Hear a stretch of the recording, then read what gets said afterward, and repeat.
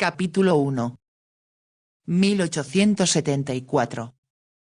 El marqués de Calderdale miró al otro lado de la habitación y observó que Lady Hester Sheldon estaba coqueteando descaradamente con el embajador francés. Él sabía con exactitud por qué lo hacía y aquello no despertó sus celos como la mujer se proponía. Simplemente lo molestó. Si había algo que le disgustaba eran las mujeres o los hombres que mostraban sus afectos en público, o que se comportaban sin guardar la clase, aun cuando fuera entre amigos. Era muy quisquilloso y había perseguido los favores de muchas mujeres aun cuando éstas no tuvieran interés en él. Conquistó el corazón de casi todas las grandes bellezas de Londres sin empañar el buen nombre de sus antepasados y estaba resuelto a continuar así. En ese momento pensó que su romance con Lady Hester había llegado a su fin. Sin lugar a dudas ella era una de las mujeres más bonitas de la sociedad, pero lo salvaje de su carácter molestaba al marqués. Lady Hester era la hija del conde de Barrelton y cuando tenía 17 años tuvo que viajar a la India para reunirse con su padre, que era el gobernador de Madrás. Una vez allí se enamoró locamente de uno de los ayudantes del gobernador, Gordon Sheldon. Este era un joven muy bien parecido y sin lugar a dudas se le veía impresionante con su uniforme. Junto con la casa de gobierno y la belleza de la India, él era irresistible. A pesar de las advertencias de su padre, insistió en casarse con él. Por 2 años, ambos fueron más o menos felices. De pronto, la gestión de 5 años de su padre llegó a su fin y regresó a Inglaterra. Después del esplendor de la casa de gobierno, Lady Hester se enfrentó a un dilema: instalarse con su esposo en una de las casas para oficiales casados en Aldershot o regresar al hogar de su padre en Norfolk. Lady Hester optó por lo segundo y desde ese momento el matrimonio quedó prácticamente terminado. Gordon fue enviado a otra parte y para ella fue un alivio saber que su marido había muerto en un combate en África. Como la reina Victoria la observaba,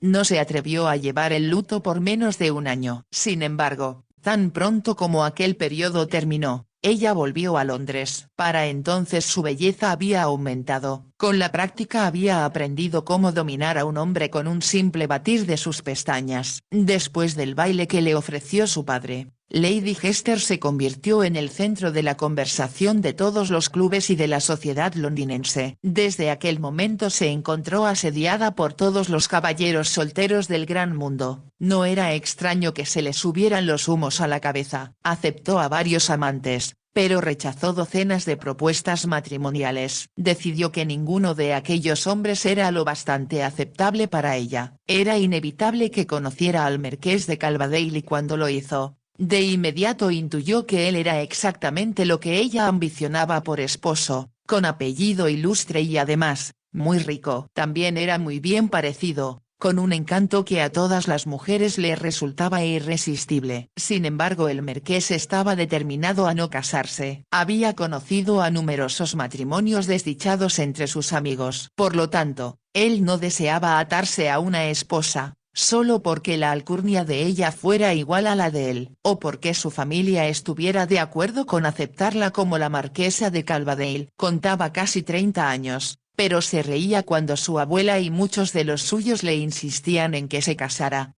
¿Cuál es la prisa?, preguntaba. Hay mucho tiempo para que yo pueda engendrar a varios herederos y por ahora prefiero mi libertad. Su libertad consistía en pasar de boudoir en boudoir. También tenía mucho éxito con sus caballos de carrera y viajaba con frecuencia. Algunas veces lo hacía por placer, otras a solicitud del secretario de Asuntos Exteriores o del primer ministro. El marqués pensaba que si tenía que llevar consigo a una esposa, su vida nunca sería igual. Ella limitaría sus actividades y se quejaría si no le daba el tiempo suficiente. A Lady Hester le tomó casi 6 meses hacer que el marqués cayera en sus brazos. Aquello no hubiera sucedido si los dos no hubiesen asistido a una fiesta aburrida. El marqués se había visto obligado a aceptar una invitación de 3 días para cazar faisanes en Huntingdonshire. Pareció divertido, pero a su llegada se dio cuenta de que en su mayoría los invitados eran mucho mayores que él. El resto era gente del campo con la cual no tenía nada en común. Había cometido un error y lo descubrió una hora después de su llegada. La única cosa en favor era que Lady Hester Sheldon se encontraba allí. Él ignoraba que ella había manipulado a varias amistades para que la incluyeran en la lista al saber que él había sido invitado y comprendió que aquella era la oportunidad que tanto esperaba. Para el marqués resultó un alivio el encontrarse con un espíritu afín. En Londres, ambos se movían entre las mismas amistades y podían reír con los mismos chistes. Además el dormitorio de Lady Hester estaba muy cerca del suyo y pensó que estar en su compañía sería un alivio después de una noche tan aburrida. No se equivocó. Había sospechado que Lady Hester iba a resultar una tigresa en la cama. En la realidad resultó eso y mucho más. También fue grato el descubrir que lo habían sentado junto a Lady Hester en la cena. Ambos conversaron entre sí todo el tiempo y casi no se dirigieron a quienes estaban a sus lados. Después de terminada la cena los dos se retiraron de inmediato a sus habitaciones. Cuando regresaron a Londres, Lady Hester estaba decidida a no dejar escapar al marqués. Como él no tenía ningún otro compromiso por entonces, podían verse todos los días. Pasaban la noche juntos siempre que era posible. Aunque a Hester le molestaba que él le permitiera quedarse en su casa.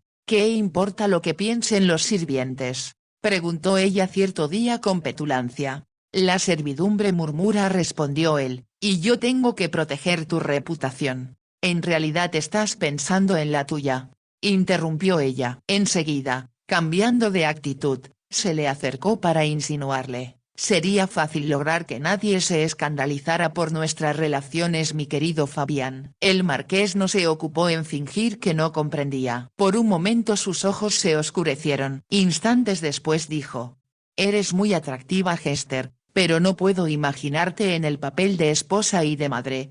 No me explico por qué no, exclamó ella. Al ver la expresión de sus ojos, Lady Hester se dio cuenta de que jamás lo iba a convencer con palabras. Entonces le envolvió el cuello con los brazos y acercó su cara a la de él. Te amo y nada más importa, declaró ella con vehemencia. El marqués la besó y sintió encenderse dentro de él, el mismo fuego que ardía dentro de ella. Sin embargo, él sabía que aquello no era lo que ambicionaba tener para el resto de su vida. Aquella noche, el marqués se había negado a pasar por ella para llevarla a la fiesta que ofrecía Lady Beller. Sería un error el que llegáramos juntos, explicó él. Por Dios, Fabián, ¿cómo puedes ser tan quisquilloso? Se había burlado Hester. Todo Londres sabe que siempre estamos juntos. ¿Qué importancia tiene el que lleguemos en un carruaje o en dos? Muchas personas pudieran deducir que salimos de la misma casa, respondió el marqués, y tu carruaje está en perfectas condiciones.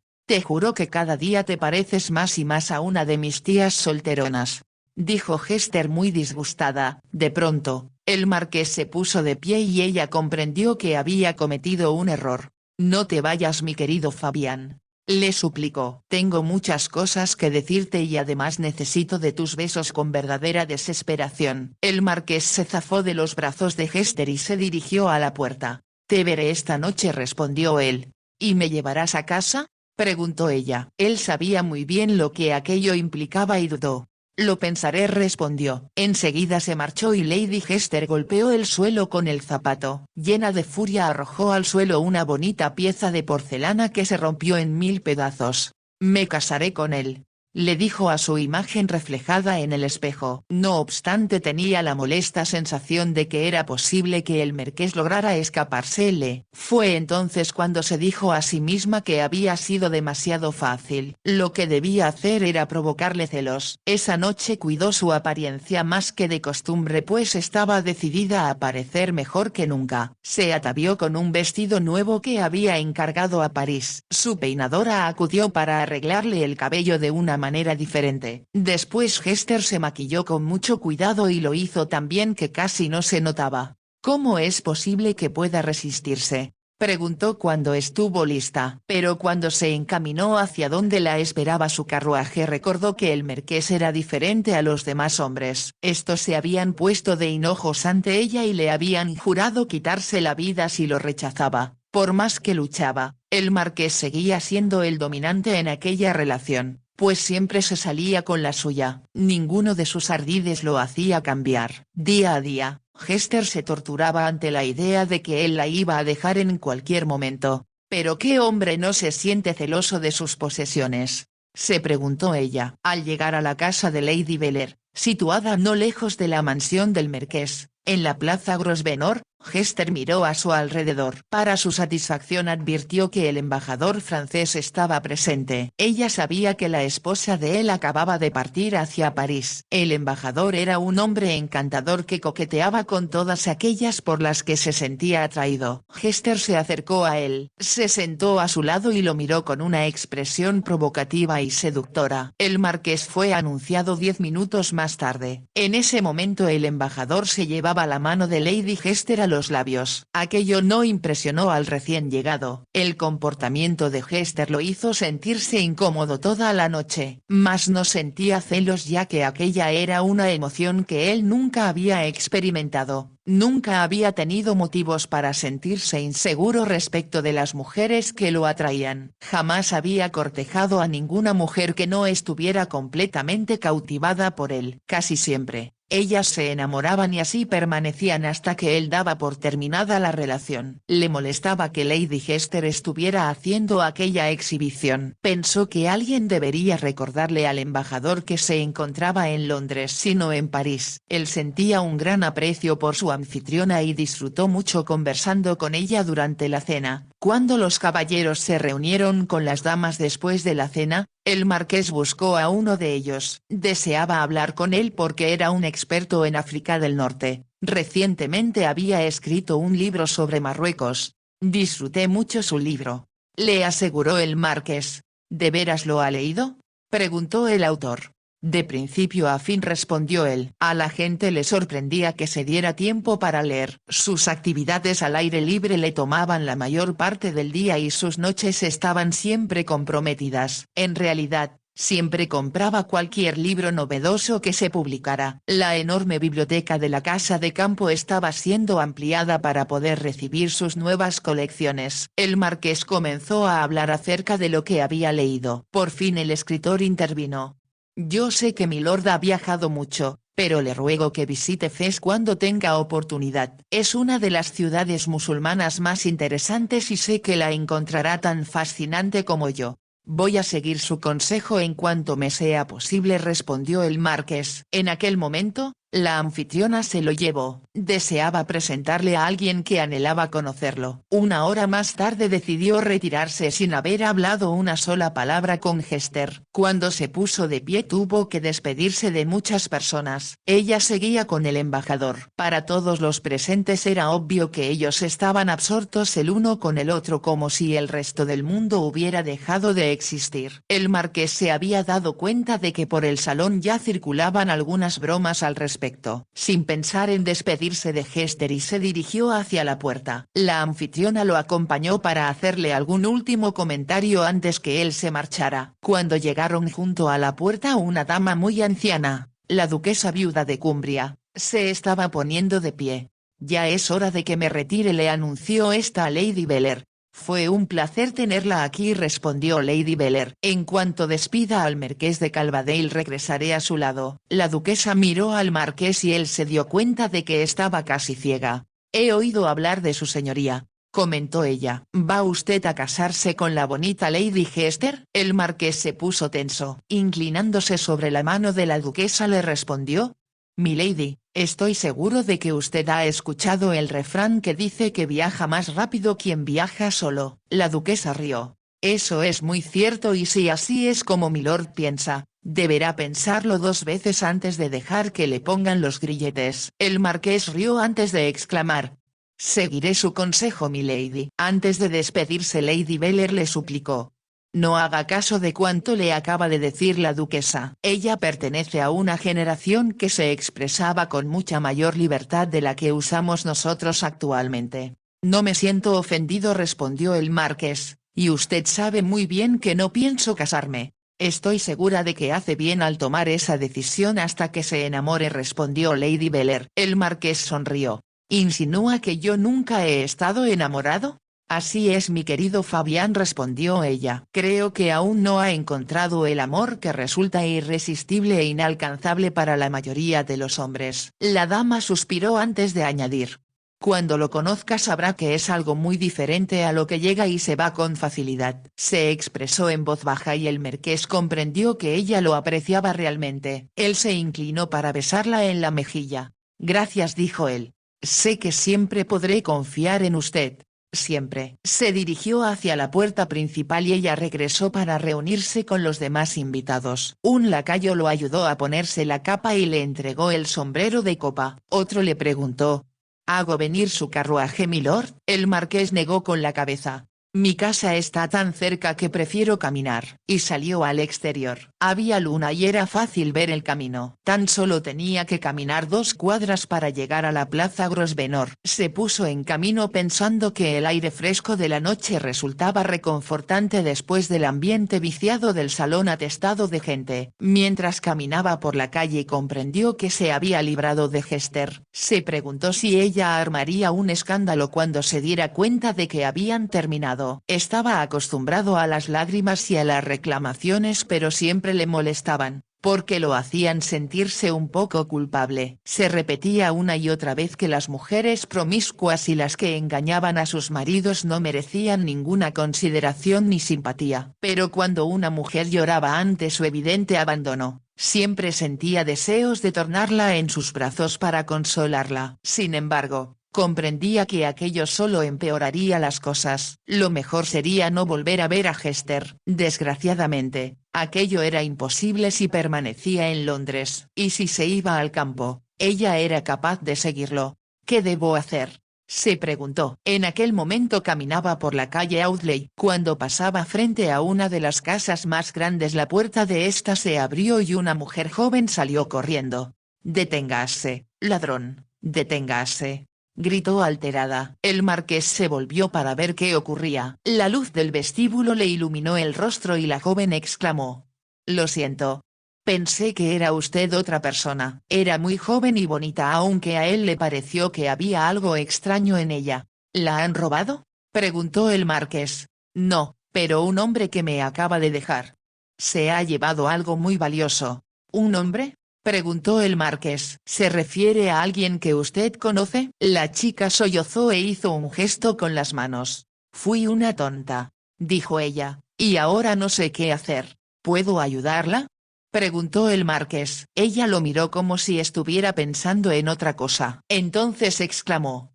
«Usted es el marqués de Calvadale». Este sonrió. «¿Me conoce?». «No, pero mi hermano siempre está hablando de su señoría y de sus caballos». «Él es Sir Ian Warrington». El marqués recordó al joven que se había encontrado en varias carreras de caballos. «Lo conozco», respondió él, «y quizá yo pueda ayudarla si me dice que ha perdido». La chica miró a ambos lados de la calle, que estaba vacía. «Él ya debe haberse alejado mucho», supuso, «y supongo que ya no podré alcanzarlo». «¿Qué debo hacer?». «¿Por qué no empieza por contármelo todo?», sugirió el marqués. «Sí.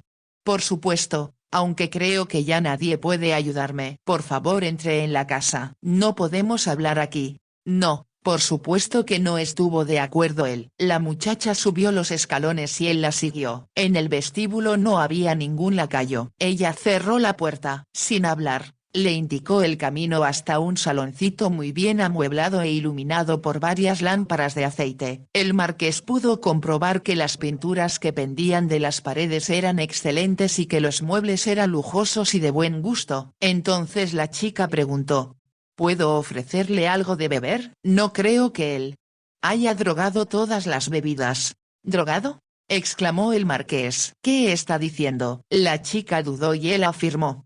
«No deseo beber, gracias, pero si es posible voy a tratar de ayudarla». «¿En dónde está su hermano?». «Él se marchó a unas carreras en el campo», respondió la chica. «Una parienta me está acompañando, pero está dormida y no deseo molestarla». «Por supuesto que no», convino el marqués y se sentó en una silla. De pronto, Cuando vio a la chica bajo la luz se dio cuenta de que estaba muy maquillada. Había colorete en sus mejillas y máscara en sus pestañas. Sin lugar a dudas sus labios estaban mucho más rojos de lo normal. Observó que su vestido era demasiado llamativo y que usaba un peinado que no era común entre las damas. Como si supiera lo que él estaba pensando, ella le dijo: «Supongo que le extrañará mi apariencia y esa es la causa por la cual me encuentro en este aprieto». «Empiece por el principio», le sugirió el marqués. «Antes que nada, ¿cuál es su apellido? ¿Es el mismo de su hermano?» «Sí, y mi nombre es Narda, que significa llena de alegría, pero ciertamente no me siento así en estos momentos».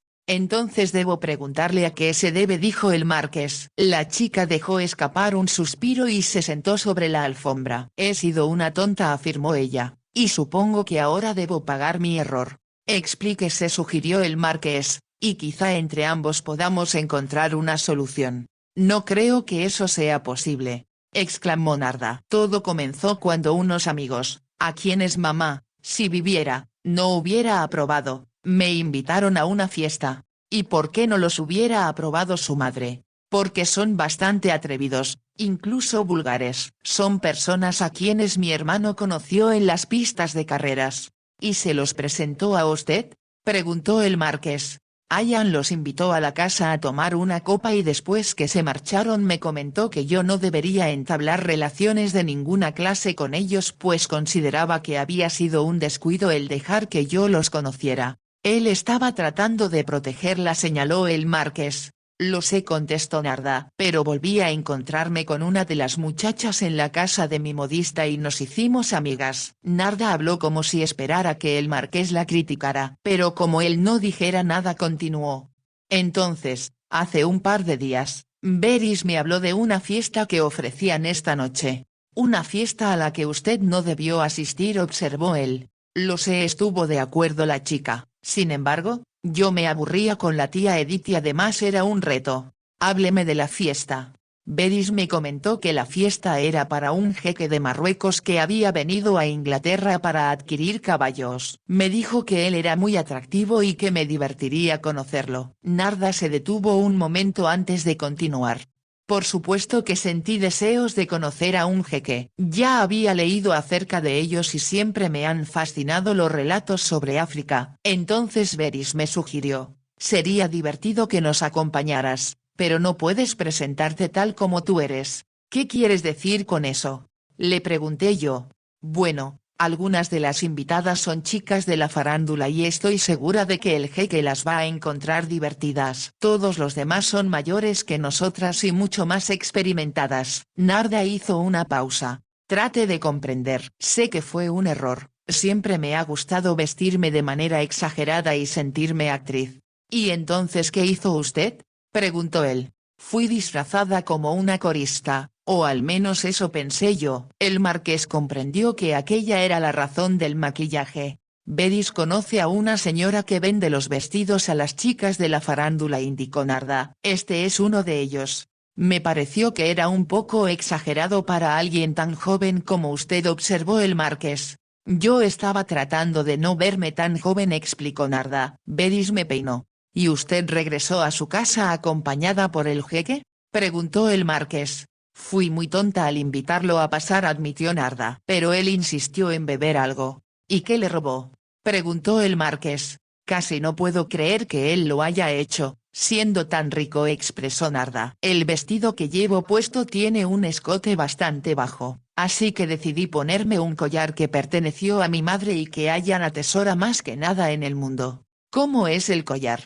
preguntó él. «Es un collar que le regaló un marajá a mi abuelo hace muchos años y que no solo es muy valioso sino que también es único». Dejó escapar un sollozo y continuó. «Ian lo conserva con devoción. Muchas personas han querido comprárselo, pero mi hermano ha jurado que jamás se apartará de él y que su hijo lo heredará». «¿Cómo es el collar?», preguntó el marqués una vez más. «Se trata de una joya muy elaborada, compuesta de enormes rubíes, esmeraldas y diamantes. Las piedras son maravillosas. Nunca podría reponerlas». Narda estaba a punto de llorar y el marqués razonó.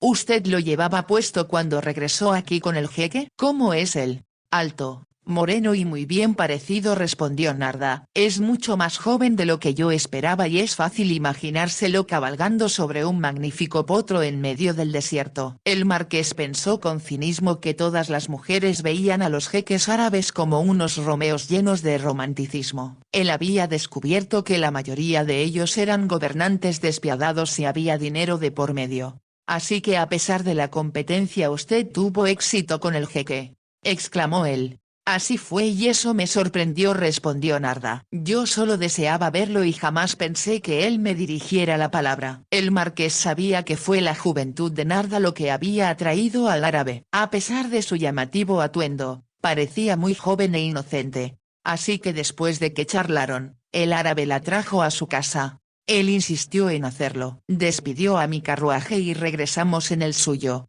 Entonces él tiene un vehículo, señaló el marqués. Cuando llegamos aquí, le ordenó al cochero que no lo esperara. Yo pensé que era porque estaba hospedado en algún lugar cercano. El marqués pensó que las razones del árabe eran otras.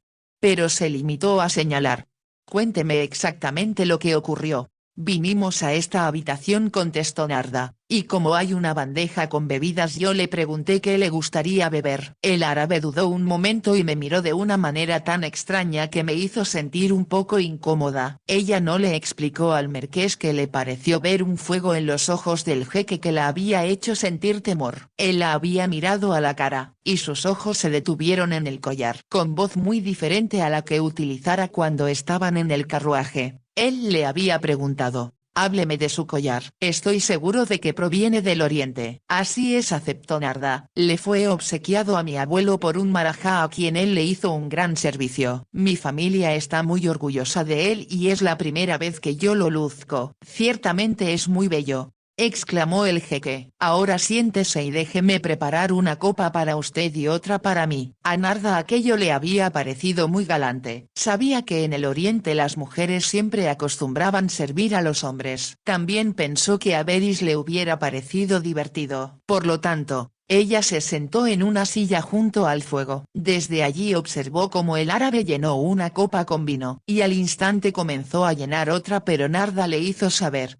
Prefiero tomar limonada. Allí hay una jarra. Cuando el jeque le había servido la limonada ella solo pudo verle la espalda. Observó que tenía los cabellos muy negros. Le pareció que se había tardado mucho en llenar la copa. Después él regresó con una en cada mano. Le aproximó la copa con limonada y cuando la tomó, Narda sintió que tenía sed. Creo que deberíamos hacer un brindis, sugirió el jeque. Levantó su copa y Narda hizo lo mismo. Que el destino o el karma le traigan la felicidad, deseó el jeque. Ahora debe decir lo mismo. Un poco apenada, Narda repitió lo que le indicaban. Enseguida él demandó. Ahora necesita beber todo el contenido de la copa o no alcanzará la buena suerte. Ella se llevó la copa a los labios, vio que no había demasiada limonada allí y la sorbió. Fue entonces, continuó Narda, cuando sentí que la oscuridad me envolvía y por un momento o quizá por más tiempo ya no supe nada. Él la drogó, exclamó el marqués. Cuando abrí los ojos no me di cuenta de lo que había pasado. Excepto que él ya no estaba allí. Lo busqué con la mirada, sorprendida de que se hubiera marchado sin despedirse. Ella hizo un gesto para expresar su desconcierto. Cuando me incorporé me di cuenta de que la copa había caído al piso. Y se detuvo un momento antes de decir. Me dirigí hacia la puerta pensando que quizá el árabe estuviera en el vestíbulo. Allí hay un gran espejo y cuando me reflejé en este, me percaté de que el collar ya no estaba en mi pecho. ¿Está segura de que lo llevaba consigo cuando regresó de la fiesta? Sí, puesto que el jeque me preguntó acerca de su procedencia. Sí, ahora lo recuerdo, admitió el marqués. Continúe, por favor. Yo no podía creer que aquello hubiera sucedido, exclamó Narda, y regresé al salón para ver si se había caído junto a mi silla. El marqués pudo percibir el horror reflejado en su voz cuando la chica continuó diciendo. Entonces vi la copa del jeque donde él la dejara, sobre una mesa lateral. En ese momento comprendí que ese hombre lo había robado. Salí corriendo por la puerta principal pensando que quizá pudiera verlo a lo lejos y entonces lo encontré a usted. Y así fue como nos conocimos, dijo el marqués con calma. Pero, ¿ahora qué puedo hacer? Dígame. ¿Qué puedo hacer? Aya nunca me perdonará por perder el collar y ¿cómo es posible que el jeque sea un vulgar ladrón? Las respuestas a esas preguntas solo pueden encontrarse en el país de ese hombre, razonó el marqués. ¿Sabe usted cuál es? Eso por lo menos sí lo sé, respondió Narda. Él viene de Fez. Me dijeron que allí posee un gran palacio y también un casbah en el desierto. El marqués pensó que debió imaginarse que Fez era la respuesta. Creo que después de lo que me ha informado, tal vez podré ayudarla, ofreció a Narda, ya que dentro de muy poco tiempo, es más, casi de inmediato, parto hacia Fez.